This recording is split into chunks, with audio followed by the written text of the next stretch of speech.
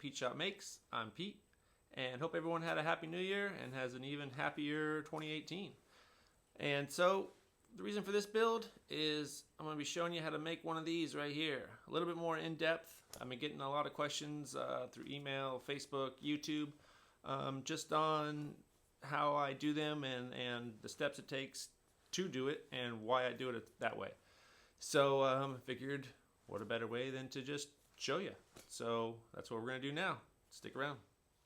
Okay, so I'm going to try to make this as easy and simple as possible for everyone, and it's really not too difficult.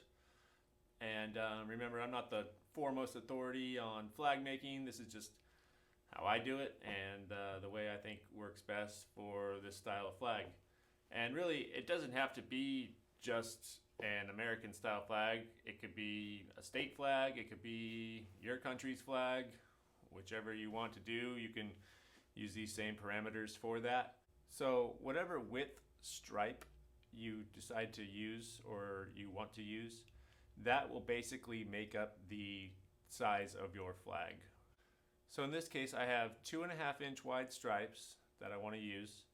So you have 13 stripes for the original 13 colonies, and 2.5 times 13 is 32.5.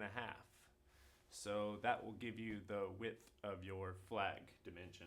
The length can be whatever you want it to be, but you want it to be somewhat proportional. So I just picked 48 inches or 4 feet, and like I said, that creates a pretty decent sized flag. Now if you wanted to do one smaller, use the 1 inch or 1.5 inch wide stripes, then that would give you I think 19.5 inches wide, and then you can decide the length, whatever looks best from there. But because I'm doing it 4 feet, the first 7 stripes here will be the same width as the union. So 7 times 2.5 is 17.5, and that makes up that dimension there.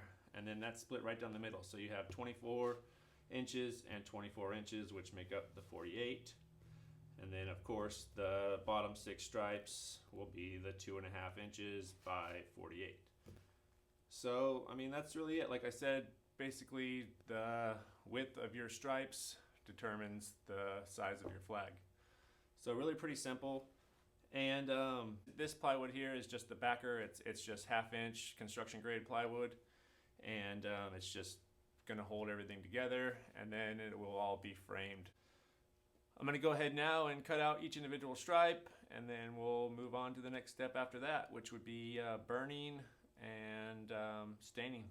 So let's go ahead and carry on. All the wood cut here in this process was 2.5 inch by 8 foot select pine boards that I purchased from Lowe's, and it's all kiln dried and S4S, meaning that all 4 sides are surfaced. It tends to be a little bit more expensive, but I can justify the cost just because it saves time and keeps me from having to do any of those processes.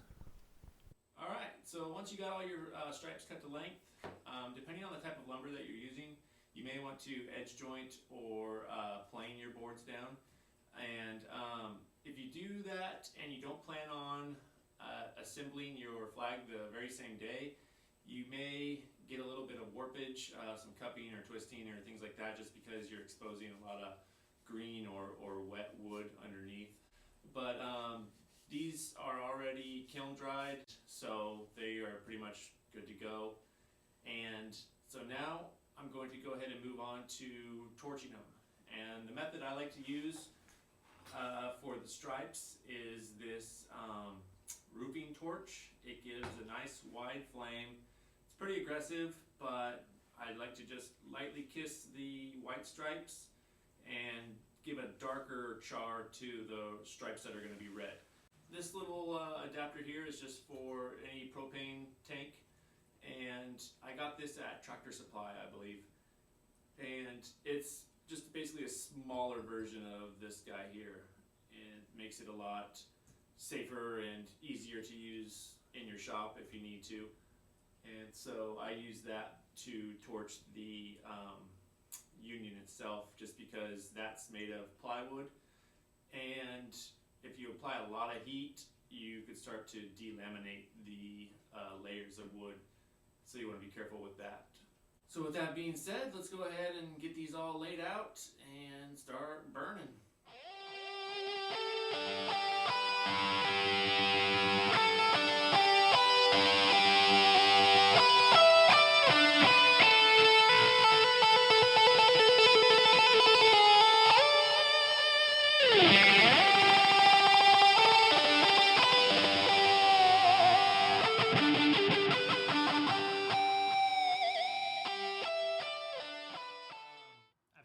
Questions in the past about the reason why I burn before I stain instead of staining and then burning. You know, I guess it's kind of a personal preference, but I've actually done both ways, and for whatever reason, I found that burning before applying the stain gives a little bit more depth and dimension, but it seems like the stain adheres a little bit differently than when you actually put it on first and then burn, because I feel like that too, you're just burning the stain and not actually the wood. And because I want to get a lot of this, this pine has this really kind of cool grain in it, I want to really make that stand out as much as possible. So that's why I choose to burn it first and then go ahead and apply the stain. So to each his own, that's just my method, you know. And I think it's what looks best, but again, you know, do whatever. So now that we got the red and white stripes burned, I still have to torch the union itself. But really quickly here, I just wanted to show you the stains that I use. These were both purchased at Lowe's. I got these both from the clearance bin. I guess they were purchased prior by a customer. They didn't like the color, so they returned them, and then I got them at a reduced cost. The blue did not have a label on it, so I didn't know what color exactly it was. I went on to Minwax's website, and I believe, just from looking at all their color samples they had, navy was the closest one that resembled this. So I'm almost certain that that's the exact color that this is. And then for the red, it says, there is a label on this, and it's underlined in black, and you can see it says Scarlet. On the website, they didn't have Scarlet actually on there, so I'm not 100% certain if this is a Minwax color or if whoever purchased it prior had the paint center add a different tint, what have you, I don't know. But that's just what the label shows. So I can only go based on that. So for the finish, I like to use either General Finishes water-based top coat in a gloss or Def's semi-gloss lacquer. Now we'll get back to showing you how I apply them. I just use a regular foam roller, and that gets, you know, a lot of coverage, more bang for your buck kind of thing, and then just wipe it off with a disposable little terry cloth towel, or you could use paper towel. I just have these cheap little rags. So yeah, I'm gonna go ahead and do that, and then we'll carry on to the next part.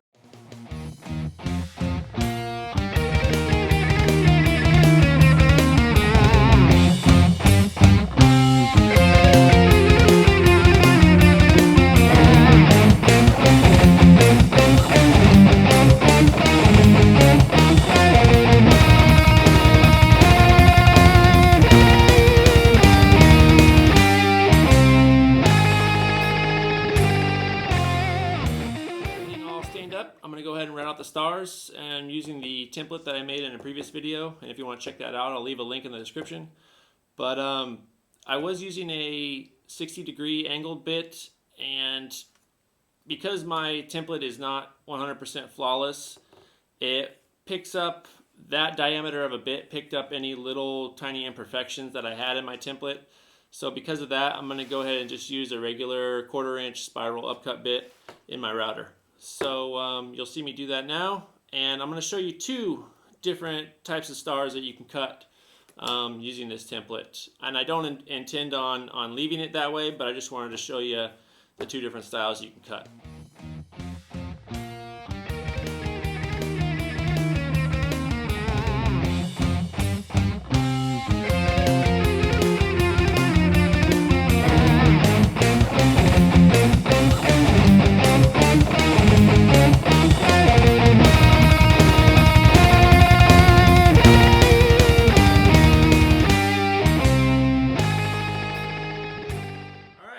Got the stars all finished up, and as you can see, I finished cutting the rest of the inside of the star out, just because, I mean, even though it's a cool look, I just don't think it's right for a American flag. Now we're just gonna get on with the assembly. The rest is pretty straightforward.